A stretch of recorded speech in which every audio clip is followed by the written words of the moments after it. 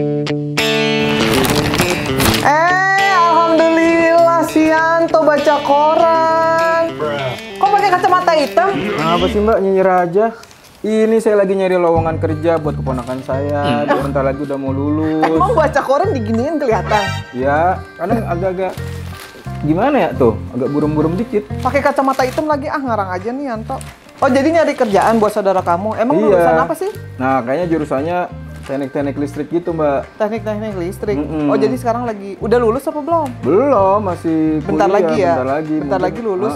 Biar lebih mudah cari kerjanya, dia mesti ngapain gitu kan. Nah, kebetulan nih teman saya nanti mau datang habis ini. Oh gitu, Mbak. Dia tuh katanya jalanin program kayak semacam sertifikasi ketenaga listrikan gitu. Nah, itu jadi itu tuh ngasih buat sertifikasi buat anak-anak SMK atau anak kuliah yang teknik gitu. Biar jadi nilai tambahnya lebih lagi buat nyari pekerjaan nanti lebih gampang karena dia udah punya sertifikat dari Dijen Gatri. Cocok banget kan? Ya, Mbak, ya. Nanti mau ke sini. Siapa dia tuh orangnya? Ada lah teman saya. Yaudah, disebutin juga nggak kenal. Apa sih? Apa minumnya? Minumnya? Ada kopi Aceh. Ya udah. Halo Sobat Gatri, ketemu lagi di podcast Info Gatri. Kepoin, kenalin program Info Gatri. Podcast Kepoin, kenalin program Info Gatri. Nah, jadi di episode podcast Kepoin kali ini kita akan kedatangan Subkoordinator Pengawasan Tenaga Teknik Ketenagalistrikan, yaitu Bang Arnaldo Simarmata. Ayo kita sambut semua. Halo Bang, apa kabar? Kabar baik. Lagi sibuk apa nih Bang akhir-akhir ini? Sekarang ya sibuk di kantor aja sih, sambil melakukan pelayanannya terkait sertifikasi kompetensi. Bang Ardo kan saat ini kan menjabat sebagai Subkoordinator Pengawasan Tenaga Teknik Ketenagalistrikan. Itu bisa diceritain nggak sih Mas, ruang lingkup kerjanya itu apa aja sih? Jadi kami itu melakukan pemantauan penerapan standar kompetensi tenaga teknik ketenagalistrikan. Jadi penerapannya itu di sertifikasi kompetensi tenaga teknik ketenagalistrikan. Mulai dari tenaga teknik hingga dalam kegiatan vokasi juga, itu buat peserta didik sekolah menengah kejuruan. Setelah itu kami juga melakukan monitoring dan evaluasi penerbitan nih nomor registrasi sertifikasi kompetensi. Karena sertifikat kompetensi ini akan diregistrasi lagi di Kementerian ESDM. Setelah itu kami juga melakukan pembinaan nih buat asesor ketenagalistrikan. Jadi asesor ketenagalistrikan itu ada yang menjadi asesor kompetensi yang menguji tenaga teknik, ada juga yang namanya asesor badan usaha. Ini nanti yang menerbitkan sertifikat badan usaha tenaga listrik. Setelah itu kami juga melakukan pengelolaan sistem informasi standar kompetensi tenaga teknik tenaga listrikan secara online. Saya kepo nih, kemarin Bang Ardo itu saya lihat di story WA atau Instagram gitu, kayaknya foto-foto tuh bareng-bareng anak-anak muda, mahasiswa atau sekolah gitu Bang. Terus kelihatan kan jiwa-jiwanya nih ke bawah happy banget. Itu kegiatan apa sih Bang? Itu namanya kemarin kami namanya sertifikasi vokasional khusus dari Direktorat Jenderal Ketenagalistrikan. Itu adalah kegiatan sertifikasi buat peserta didik ya. Itu kami awalnya fokusnya kepada peserta didik untuk anak-anak sekolah ya, sekolah menengah kejuruan. Target awal kami itu adalah untuk sekolah menengah kejuruan. Tapi perkembangan ke depan ini kita fokusnya lagi untuk mahasiswa politeknik loh. Jadi mahasiswa politeknik vokasi itu kami ikut sertakan juga. Ada juga nih dari universitas ikut nih. Pak, kami ikut juga dong sertifikasi vokasi. Gitu sih. Dan itu gimana Bang? Bayar apa gratis? Kalau untuk yang kegiatan sertifikasi yang dari Direktorat Jenderal itu gratis. Wah, keren banget kan Sobat Gatri, tepuk tangan. Ini sertifikasi vokasi ini sebetulnya sudah kami lakukan dari tahun 2016. Tapi yang untuk gratis dari pemerintah itu kami mulai dari tahun 2023. Itu targetnya kami tahun 2023 itu adalah 420 siswa. Targetnya adalah di 7 lokasi. Itu tersebar di Sumatera, Kalimantan, dan ada di Sulawesi dan Jawa waktu itu. Nah, pada tahun 2023 yang kami sertifikasi sebanyak 536 siswa. Tahun 2024 kami melakukan sertifikasi vokasi khusus ini untuk 1000 siswa. Tahun 2023 kan 7 lokasi. Tahun 2024 itu lokasinya ada 13. 13 lokasi itu tersebar berarti ya di seluruh Indonesia. Betul ya. sekali. Oh, tepuk tangan sekali lagi dong. Tahun 2025 ini ada ya. Kita targetnya 2 kali lipat lagi. 2 kali lipat dari 2024. Iya, ada 2000 siswa targetnya. Dan itu tersebar di 10 provinsi. Di Sumatera, ada di Kalimantan, ada di Jawa dan ada di Bali loh. Oh, luar biasa. Semoga nih sobat-sobat Infogatrik yang lagi nonton nih ya, nanti bisa ikut serta ya Bang ya dalam program sertifikasi ketenaga listrikan yang gratis ini. Amin. Semoga lancar-lancar ya programnya ya, bisa terus berkembang. Apa sih tujuan utama dari Direktorat Jenderal Ketenaga Listrikan menjalankan program vokasional khusus ketenaga listrikan yang gratis ini? Yang pertama ya, untuk memenuhi kebutuhan tenaga teknik ketenaga listrikan. Jadi kan ke depan itu kan untuk pekerjaan ketenaga listrikan banyak. Jadi ini kami mempermudah nih buat badan usaha dalam mencari tenaga kerjanya nih. Jadi dia bisa masuk ke dunia pendidikan nih. Nanti tamatan dari sekolah ini ada nggak yang sudah memiliki sertifikat kompetensi? Nah setelah dicek ada nih. Nah mereka akan merekrut siswa dari yang tamat tadi. Itu sih. Jadi mempercepat siswa ini untuk sekolah untuk bekerja ya. Mekanisme pelaksanaannya ini pemberian sertifikasinya sampai ke peserta tuh mekanisme apa aja sih, langkah-langkah dari awal sampai akhir itu si pesertanya itu dapat sertifikasinya ini?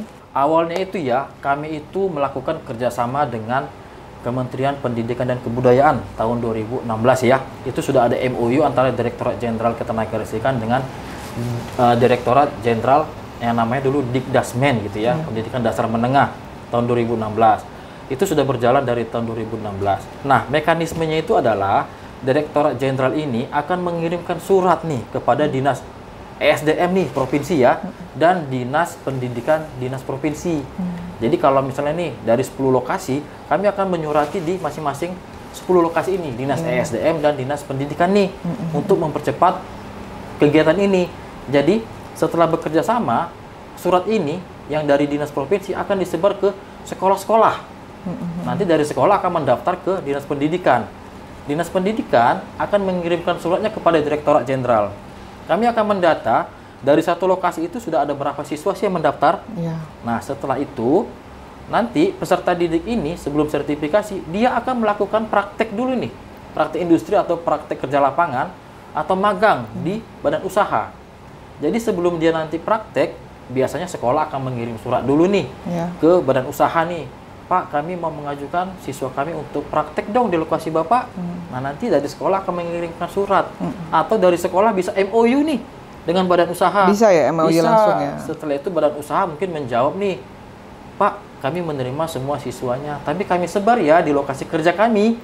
Misalnya nih, kalau dia bekerja di PLN ya misalnya, itu akan disebar tuh, dia tidak akan terpusat di satu lokasi. Karena kalau misalnya 10 orang ini terpusat menjadi satu lokasi, itu kemungkinan tidak kerja loh. Oh gitu? Iya, jadi mereka nanti kebanyakan tuh kayak ngerumpi gitu loh. Ngobrol ya? Ngobrol. Nah, dari badan usaha dia juga akan memecah-mecah lokasi. Dibagi-bagi lagi ya? Setelah dia praktek, nanti dari sekolah akan menghubungi lembaga sertifikasi kompetensi. Mereka akan bilang, Pak, siswa kami mau ikut sertifikasi kompetensi dong. Nah, nanti lembaga sertifikasi akan datang ke lokasi. Lembaga sertifikasi akan mengirimkan asesor ke lapangan, memantau benar nggak nih siswanya ini melakukan praktek kerja lapangan sesuai dengan kompetensi yang diambil. Setelah dia selesai praktek, ini nanti akan dilakukan penilaian portofolio oleh asesor kompetensi yang ditugaskan oleh lembaga sertifikasi. Mentor yang di lapangan akan menilai siswa yang melakukan praktek, dan asesor nanti yang akan menerbitkan sertifikat, dia melakukan penilaian juga kepada siswa tadi. Target kita itu adalah sebetulnya untuk sekolahnya itu untuk pelajar, ada juga untuk guru pendamping. Oh, gurunya juga ya? Pendamping ikut disertifikasi ya. Jadi yang idealnya itu adalah gurunya dulu disertifikasi. Oh iya ya, karena baru pesertanya.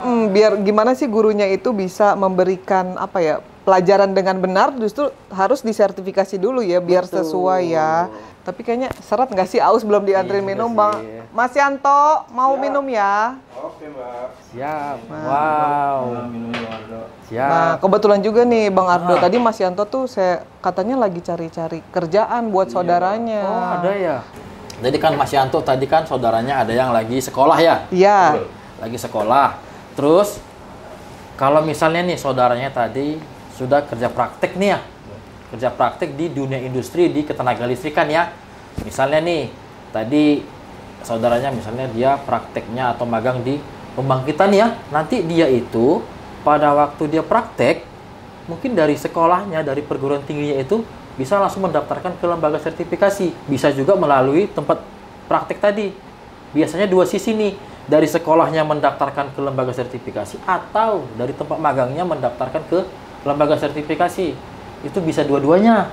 Setelah itu, nanti asesor ini akan datang ke lapangan nih, memeriksa saudara Mas Yanto tadi nih, benar nggak dia praktek di sana. Nah, ternyata benar nih. Setelah itu, kita tinggal mau memeriksa pekerjaan di sana tuh ngapain sih. Nah, asesor akan memonitoring di situ. Setelah selesai, di samping nanti saudara Mas Yanto tadi menerima sertifikat selesai praktek dari dunia industri, dia juga berhak mendapat sertifikat kompetensi nih dari lembaga sertifikasi kompetensi tadi. Nanti asesor yang ke lapangan. Gitu. Itu dilakukan secara portofolio. Bisa secara online atau wawancara langsung gitu loh Mas Yanto. Persyaratannya pertama tadi ya, Politeknik kan D3 nih. Dia kan 3 tahun nih, sekolahnya kan kuliah. Mungkin di semester 4 dia akan melakukan praktek ya, PKL atau magang. Nah, pada waktu dia mau magang, ini bisa paralel nih menghubungi lembaga sertifikasi. Nanti dia akan datang tuh ke sana. Sertifikat kompetensi ini diberikan berbarengan pada waktu mau tamat ya. Iya. Sertifikat tidak diberikan pada waktu dia praktek. Karena kalau nanti diberikan pada waktu praktek, ntar nggak selesai sekolahnya. Oh iya, mending kerja dulu gitu. Kadang-kadang kita nggak takut mau gitu ya. Iya. Nah, sekarang nih kita ngomongin tantangannya nih, Mas. Ya. Pasti ada ya tantangannya ya. Tantangan dalam melaksanakan program ini apa aja? Tantangannya ya, kalau tantangan itu kan biasanya berhubungan dengan duka ya. Jadi apa sih yang gak enaknya dari sertifikasi ini? Yang pertama nih, saya kadang-kadang melihat ya, seharusnya ya kegiatan sertifikasi kompetensi ini diikuti oleh semua peserta. Kadang-kadang ada beberapa siswa itu yang tidak mau hadir gitu loh.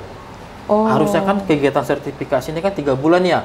Ini kadang-kadang dia kadang datang, kadang enggak. Nah, mentor itu juga bingung. Iya. Ini mau diajarin apa? Oh iya. Makanya kadang-kadang kegiatan sertifikasi ini lebih baik gurunya dulu nih disertifikasi. Iya. Nah, jadi Biar gurunya tepat. sudah mengenal yang namanya skill, knowledge, dan attitude. Iya. Karena penilaian 3 inilah yang dilakukan oleh asesor. Itulah tantangan kami, biar sukanya itu jadi kayak apa ya? Kami itu membuka peluang pekerjaan buat anak-anak sekolah ya. Apalagi yang dari Politeknik ya. Politeknik itu kan adalah orang yang memang pekerjaan sehari-harinya memang praktis gitu ya, praktek gitu loh. Jadi siap bekerja gitu loh, Mbak. Luar biasa, tepuk tangan dong. Nah, makasih banyak ya Bang Ardo ya udah ngobrol-ngobrol di podcast ini.